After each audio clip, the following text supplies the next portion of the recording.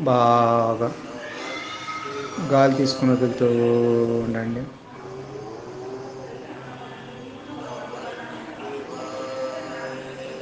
హాయిగా బాగా గాలి తీసుకుని వదులుతూ ఉండండి.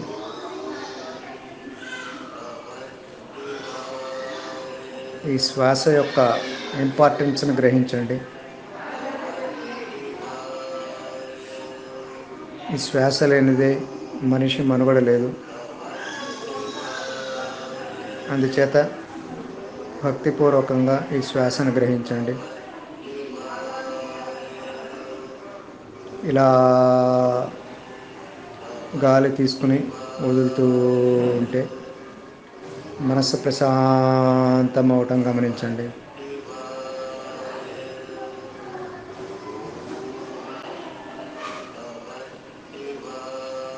హాయిగా ఒక షవర్ కింద నుంచున్నాం అనుకుని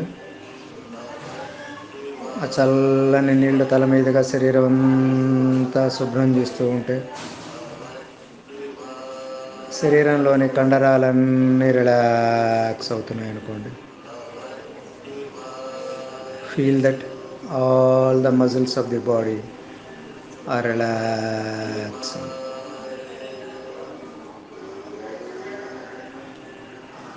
మీకు నచ్చిన కొన్ని రాగం తీస్తున్నట్లుగా ఊహించండి.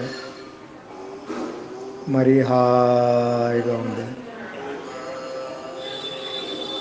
శుభ్రంగా ఒళ్ళు తుడుచుకొని డ్రెస్ చేసుకుని మీకు నచ్చిన మీరు ఇదివరకు చూసిన శివాలయానికి ఒకదానికి వెళ్తున్నట్లుగా ఊహించండి.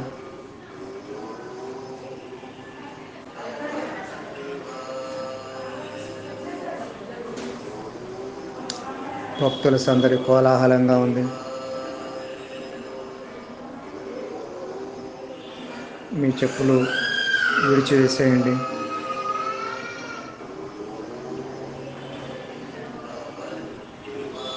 అక్కడక్కడ పిల్లల ఏడ్పులు, భక్తుల సందడి. నెమ్మదిగా ఇక్కడ పరిసరాలు గమనిస్తూ ఈ చల్లని వాతావరణంలో ఆ శివుని ఉనికిని గమనిస్తూ నెమ్మదిగా ఈ క్యూలో నడుచుకుంటూ వెళ్తూ ఉండండి. అనేక దీపాలు, ఘంటానాదాలు,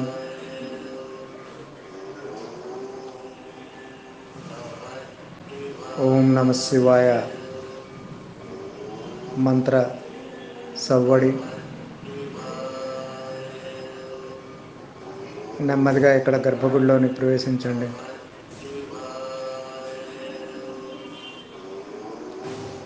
ఆ శివయ్య దర్శనం చేసుకోండి.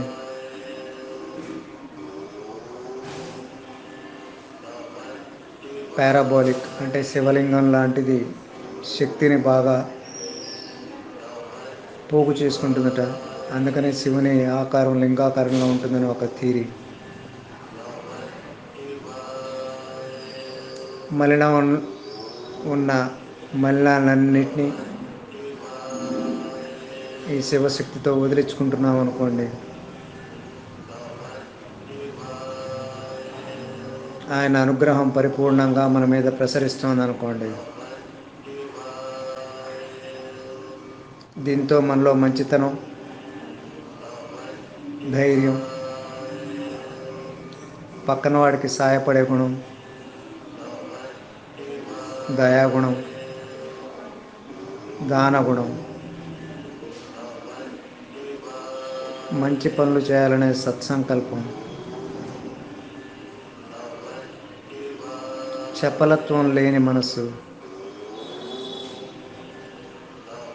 ఇతరుల్లోని తప్పుల్ని క్షమించగలిగే గుణం అబ్బుతున్నాయనుకోండి. మనకి ముఖ్యమైన విషయాలు తప్ప చుట్టూ ఉన్న చెత్తా చెదారం అంతా మనకు అంటకుండా ఉండేలాగా ఆ శివయ్యను ప్రార్థించండి. మనస్సు ప్రశాంతమవుతోంది. హాయిగా ఉంది.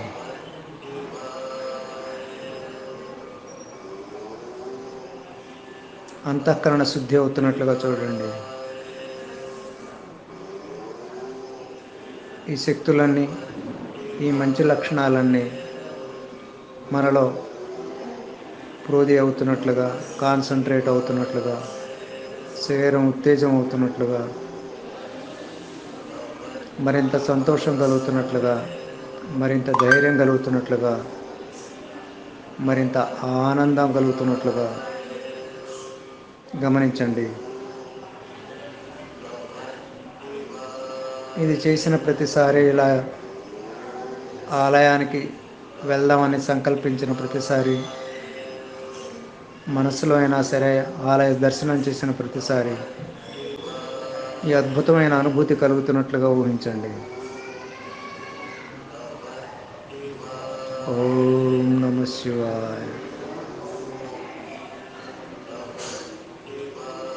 ఈ భక్తుల సందడిలో అందరిలోనూ భగవంతుని రూపాన్ని చూడండి. హాయిగా ఈయన చుట్టూ ముమ్మారు ప్రదక్షిణం చేసి నెమ్మదిగా ఈ గుడిలో నుంచి బయటికి వస్తూ ఉండండి.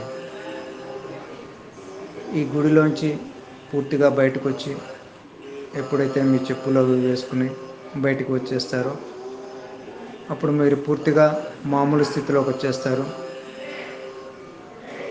ఇలా ఇది తలుచుకున్న ప్రతిసారి, ఇది ఊహించుకున్న ప్రతిసారి, ఇలా మానసికంగానైనా సరే ఈ ఆలయ దర్శనం చేసిన ప్రతిసారి, ఈ శివయ్య దర్శనం చేసిన ప్రతిసారి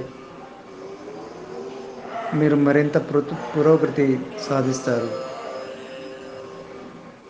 మరిన్ని మంచి పనులు చేయగలుగుతారు. మరింత మందికి సహాయపడగలుగుతారు.